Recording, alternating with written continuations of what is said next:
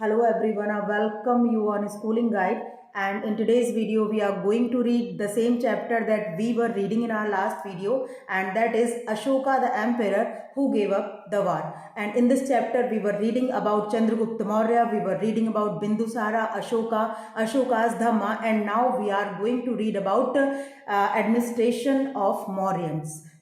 तो हम मौर्यंस के एडमिनिस्ट्रेशन के बारे में हमने सेंट्रल एडमिनिस्ट्रेशन के बारे में पढ़ा, जहाँ मतलब राजा का जो मेन कंट्रोल था वो राजा का होता था, और उसके बाद फिर हमने बाकी के जो युवराज थे, जो प्रिंस थे, क्राउन प्रिंस, उनके बारे में जाना कि किस तरीके से वो आगे राजा को हेल्प करते थे, असिस्ट करते थे। ओवरऑल पावर राजा के हाथ में होती थी, लेकिन वो राजा को किस तरह से असिस्ट करते थे वो हमने पढ़ा। किस तरह से उन्हें प्रोविंसेस दे दिए जाते थे, किस तरह से वो ऑफिशियल अपॉइंट करके उनकी हेल्प से आगे का काम करते थे। उसके बाद हमने रजुकास जाना, रजुकास क्या होते हैं, युक्तास जाना क्या होते हैं, महामात्रास जाना क्या होते हैं। आगे एक बार फिर से रिवाइज कर लेंगे ताकि हम उसे कभी ना भूलें। लेकिन उससे भी पहले एक बहुत इंपॉर्टेंट बात, जो कि मैं अर्थशास्त्र जिन्होंने लिखी, कौटिल्य, चाणक्य, विष्णुगुप्त, उनके बारे में एक बात कहना चाहती हूँ कि एक बड़े एम्पायर का निर्माण करने के लिए, एक बड़ी टेरिटरी को चलाने के लिए, एक किंगडम को चलाने के लिए आपको कौन सी ऐसी 4 महत्वपूर्ण बातें हैं जो होनी चाहिए, जो उन्होंने बताई। क्योंकि मौर्यन एम्पायर को इतना बड़ा, इतना विशाल बनाने के लिए उनकी ही नीतियां बहुत महत्वपूर्ण रही थी, बहुत इंपॉर्टेंट रही थी। तो क्या ऐसी बातें हैं? तो सबसे पहले उन्होंने कहा कि एक तो आपको चाहिए राजा। तो किंग तो है ही, किंग तो आत्मा है, वो तो सोल है उस एम्पायर की, तो राजा चाहिए। उसके बाद दूसरी चाहिए आपको आमत्य, यानी कि उसके ऑफिशियल्स, उसके सेक्रेटरीज जो उसको हेल्प करेंगे। और आपने देखा भी होगा, हम लोग और कहीं से तो नहीं देख पाते, पर टीवी सीरियल्स के थ्रू हमें काफ़ी कुछ नॉलेज मिल जाती है कि कैसे मतलब मुगल एम्पायर की भी अगर हम बात करते तो वहाँ पर राजा के किस तरीके से उसके ऑफिशियल्स होते थे जो उसको अलग अलग क्षेत्र में हेल्प करते थे, उसको समझाते थे, उसको कि उसे क्या करना चाहिए, उसके सेक्रेटरीज होते थे। ठीक है। उसके बाद तीसरा होता है टेरिटरी। अब टेरिटरी तो वो क्षेत्र हो गया जिसके ऊपर राजा जिसके लिए लड़ेगा, है ना, तो वो टेरिटरी उसको चाहिए। और फोर्थ चाहिए उसको दुर्ग, दुर्ग यानी कि किला या फिर फोर्ट, वो चाहिए जहाँ से वो अपनी आर्मी को रख सकता है, जहाँ से वो दूसरों के ऊपर आक्रमण कर सकता है, एक सुरक्षित, एक सेफ जगह, यानी कि उसे दुर्ग चाहिए। तो ये 4 चीज़ें हो गई। सबसे पहले राजा, फिर उसके आमत्य, उसके बाद हमने बताया टेरिटरी, उसके बाद दुर्ग, और दुर्ग के बाद उसे चाहिए कोष। कोष मतलब उसे धन चाहिए, खजाना चाहिए। माइट इज राइट, अगर धन नहीं होगा तो कुछ नहीं कर पाएगा। उसके बाद चाहिए उसे आर्मी। आर्मी के बिना बड़ा मुश्किल है, और मतलब आर्मी ही सब कुछ होती है एक राजा के लिए, एक एम्परर के लिए। उसी की हेल्प से वो दूसरी जगहों पर आक्रमण कर पाता है। तो आर्मी बहुत ही इंपॉर्टेंट होती थी राजाओं के लिए। तो आर्मी चाहिए। दूसरा, उसे अपने मित्र चाहिए, मतलब जो अड़ोस पड़ोस के लोग हैं तो वो उसके जो एलाइज हैं, वो उनको अलाइज आप कह सकते हैं। तो देखा है आपने कि पहले राजा ट्रीटी भी करा करते थे, संधि करा करते थे दूसरे राजाओं के साथ में, उनके साथ युद्ध भी करते थे और कई बार संधि भी करा करते थे। और दूसरे राजा भी एक दूसरे को ट्रिब्यूट किया करते थे, उनको अपनी खुशी से कोई राज्य या कुछ इस तरह से दिया करते थे। तो ये अपने जो आसपास का जो माहौल है, अपने पड़ोसी मुल्कों, देशों के साथ, उनके साथ आपका जो व्यवहार है वो मैत्रीपूर्ण होना चाहिए। तो ये 7 इंपॉर्टेंट बातें या फिर ये बताए हैं ये कि रहस्य कि जिस तरीके से आप एक बड़े राज्य का, एक बड़े एम्पायर का निर्माण कर सकते हैं। ठीक है। तो उसके बाद हम थोड़ा सा ऑफिसर्स के बारे में बात करते हैं। मुगल एम्पायर में मतलब वही सब था जो लगभग आज जैसा था, लेकिन क्या उनके नाम होते थे। अब जैसे पुरोहित, पुरोहित का मतलब होता था प्रीस्ट, जो राजा का पुजारी होता था। जैसे कि अगर राम का सीरियल देखते थे हम लोग तो उसमें गुरु वशिष्ठ होते थे उनके दरबार में, तो एक पुरोहित। ठीक है। उसके बाद सेनापति, तो सेनापति कमांडर इन चीफ, सेनापति होता था जो सेना का चीफ होता था, उसको जो उनकी आर्मी का, उसको सेनापति। उसके बाद युवराज होते थे क्राउन प्रिंस। उसके बाद होते हैं समाहर्ता। समाहर्ता कौन थे? समाहर्ता थे रिवेन्यू कलेक्टर, जो रिवेन्यू, जो राज्य के लिए रिवेन्यू कलेक्शन करते थे, रिवेन्यू कलेक्टर, वो थे समाहर्ता। उसके बाद थे सन्निधाता। सन्निधाता कौन थे? चीफ ट्रेजरी ऑफिसर, जो ट्रेजर होता था, खजाना होता था, तो उसके जो चीफ होते थे वो होते थे कोषाध्यक्ष, मतलब सन्निधाता।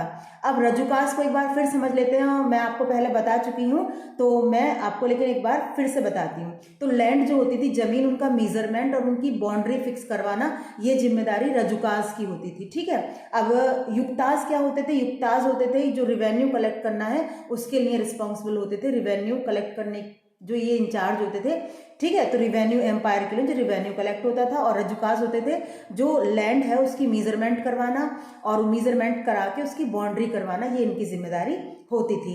अब आगे हम संस्थाना के बारे में जैसे टॉपिक आएगा स्पाई सिस्टम का तब हम पढ़ेंगे, और संचारी के बारे में पढ़ेंगे, और जो उनके डिटेक्टिव थे उसके बारे में पढ़ेंगे। तो हम अभी शुरू करते हैं सिटी एडमिनिस्ट्रेशन उनका कैसे होता था। तो Pataliputra was manage by 6 committee of 5 member each. तो वहाँ पर 6 कमेटियाँ बना दी गई थी और 5 मेंबर ईच, मतलब जिसमें 5-5 मेंबर थे, ठीक है। दे वर डिवाइडेड इन 6 ग्रुप, और उनके 6 ग्रुप थे।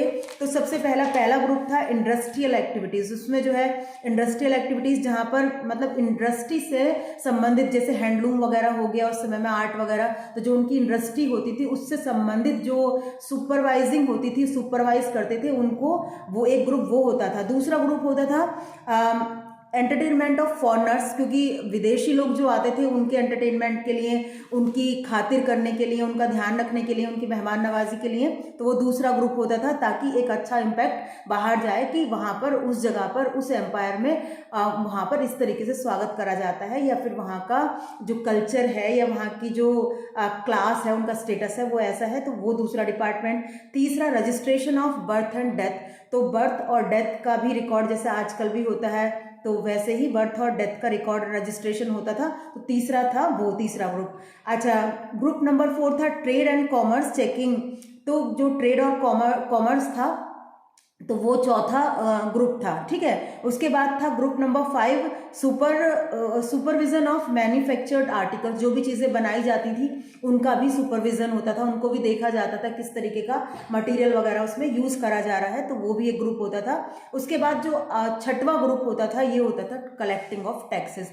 टैक्स देना उस समय बहुत ज़्यादा इंपॉर्टेंट था, तो इसका भी एक पर्टिकुलर ग्रुप होता था। तो जो टैक्स के बारे में, टैक्स कलेक्ट करवाना किस तरह से करवाना, तो उसका जो ग्रुप रहता था उसको बोला जाता था, मतलब नंबर 6 की कैटेगरी में ये आ गया। तो हमने 6 ग्रुप की बात करी है।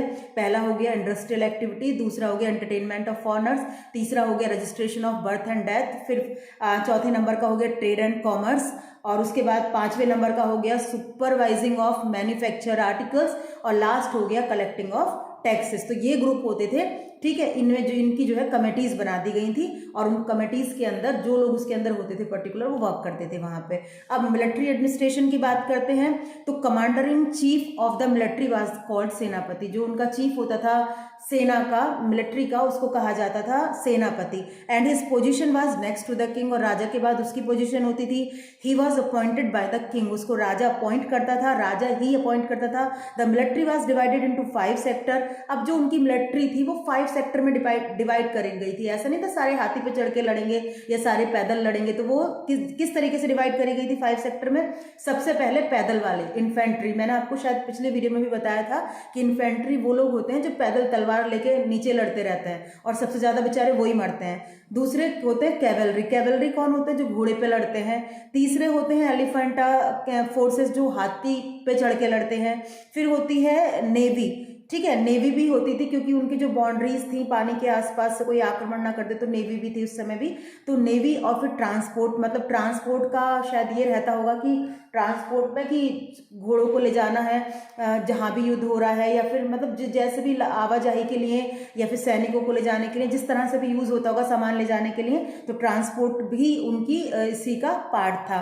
Mauryan had a huge army. Mauryan की आर्मी बहुत बड़ी थी, इसमें अबाउट 600,000 फुट सोल्जर, उसके बाद 30,000 कैवलरी थे, and 9,000 elephant, and about 8,000 chariot थे। The army salary was paid in cash, और वो लोग इस आर्मी को सैलरी कैश दिया करते थे, ठीक है। उसके बाद है रिवेन्यू इनका। तो रिवेन्यू में देखिए, the revenue department chief was called the समाहर्ता। तो जो इसका जो कलेक्टर था रिवेन्यू डिपार्टमेंट का, तो उनको कहा जाता था समाहर्ता। और उसके बाद अनदर इंपॉर्टेंट ऑफिशियल वाज सन्निधाता।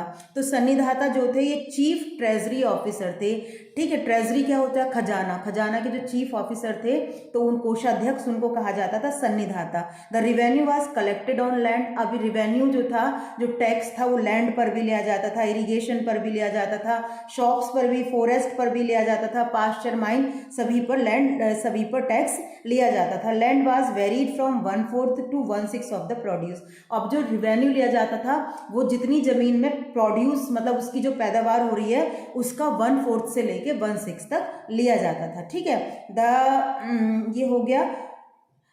अच्छा, the land revenue was the chief source of income for the state, और स्टेट के लिए जो मेन सोर्स होती थी इनकम की वो वहां से प्राप्त जो रेवेन्यू आता था, जो टैक्स आता था वही होती थी। अब बात करते हैं इनकी स्पाई सिस्टम की कि इनका जो गुप्तचर विभाग था वो कैसा था, स्पाई सिस्टम कैसा था, कौन कौन लोग स्पाई करते थे और कैसे कैसे लोग अलग अलग सोसाइटी के अलग अलग सेगमेंट किस तरह से इनकी हेल्प करते थे स्पाई सिस्टम में। तो spy system of Mauryan was well developed, ये भी वेल डेवलप्ड था। There were spies who informed the king about the bureaucracy and market। तो यहाँ पर जो इनके स्पाइस थे तो मार्केट में क्या चल रहा है, सिस्टम के अंदर क्या चल रहा है, जो ऑफिसर हैं वो किस तरह से काम कर रहे हैं, ये सब इनको बताया करते थे। These were 2 type of spice, 2 तरीके के स्पाइस होते थे।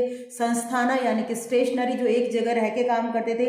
संचारी मतलब जो कि वांडरर होते थे, कहीं जाकर अपना वेश बदल कर, अपना रोब चेंज करके, अपना टायर चेंज करके उन्हें कोई पहचान ना पाए तो इस तरीके से वो लोगों के बीच में जाके और तब काम करते थे। ठीक है, तो इनके सीक्रेट एजेंट भी होते थे, डिटेक्टिव।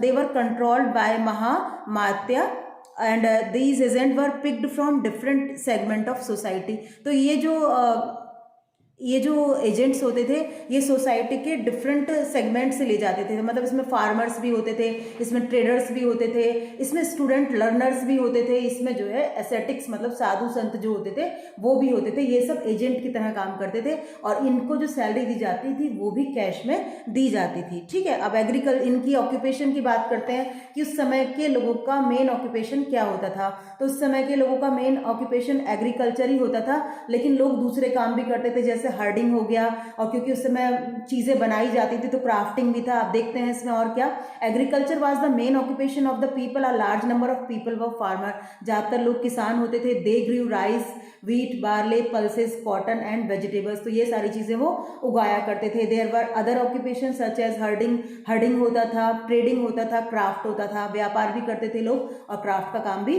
करते थे। ठीक है, तो ये दोनों ही बहुत अच्छे से फ्लोरिश कर रहे थे। इंटरनल और एक्सटर्नल ट्रेड उस टाइम में दोनों ही बहुत अच्छे तरीके से फ्लोरिश कर रहे थे।